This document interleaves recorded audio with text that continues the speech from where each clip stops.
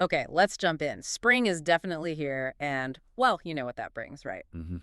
A whole season just packed with potential. Exactly. Possibilities, events, so much to celebrate. You've got egg hunts, kite flying. Flowers everywhere, maybe some spontaneous dancing. It can be a lot. It really can. And that feeling actually brings us right to the source for this deep dive. It's a really interesting little story called Zoe's Overwhelming Spring Holiday Mashup. Right. And the core question it plays with is, well, it's pretty out there. What if you really could celebrate all the spring holidays, like all at the same time? Sounds amazing on the surface, isn't it? Like peak fun, maximum celebration. The ultimate spring experience, maybe? Yeah.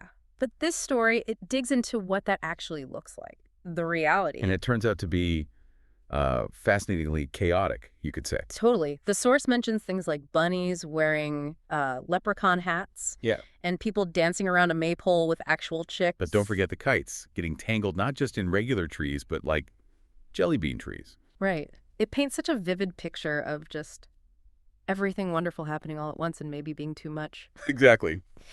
So our goal here isn't just to, talk about the funny chaos. It's Yeah. to figure out what this imaginative story can teach us. Like, what can Zoe's whole situation show us about finding that balance between grabbing all the joy and, well, not getting completely overwhelmed? It's taking that impulse from the story, wanting all the good stuff now, and looking at the very human results when you try, just like Zoe did. Yeah. So in the story, she makes this wish and bam, Sure. her world just turns into this wild holiday fusion. And she really does try to jump into it, all the Yeah. decorating crafts, something called the spring parade of tulip tacos. Tulip tacos. I love that detail, but Yeah. the story's pretty clear. She can't keep up. No. Every time she starts one thing, something else pops up, demanding attention, another exciting event, It stops being fun and just becomes like frantic, always reacting. until she literally trips and falls face first into a daisy cake. Ah, yes. The daisy cake incident, which leads to that very understandable cry, too much spring. It really hits home, doesn't it? Even the absolute best things, all crammed together with no space.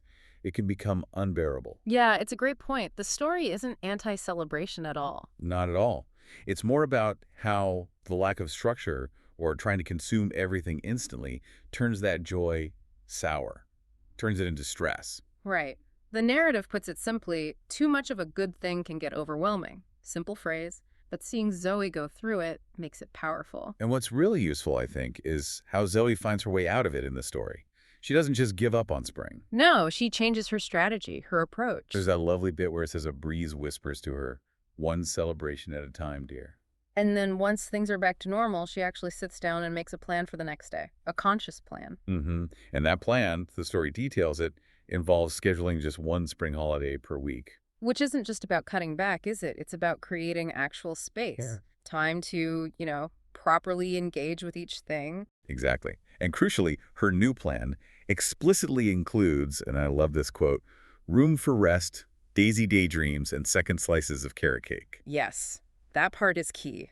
It shows that good planning for enjoyment isn't just Tetrising activities into a calendar. Right. It's fundamentally about building in that downtime, those quiet moments, flexibility, making sure you actually savor the experience, not just survive it. The story wraps it up neatly with that wisdom. Spring is full of joy. Just take it one hop, twirl, and kite fly at a time. And if you think about it, this simple story, using this holiday mashup idea, it's kind of a metaphor for modern life, isn't it? How so? Well, managing the sheer volume of possibilities, information demands, exciting things, pulling us in all directions. Yeah, okay. I see that. And planning, like Zoe figures out, becomes the tool, not just to cope, but to actually maximize the real enjoyment by stopping that overwhelm before it starts.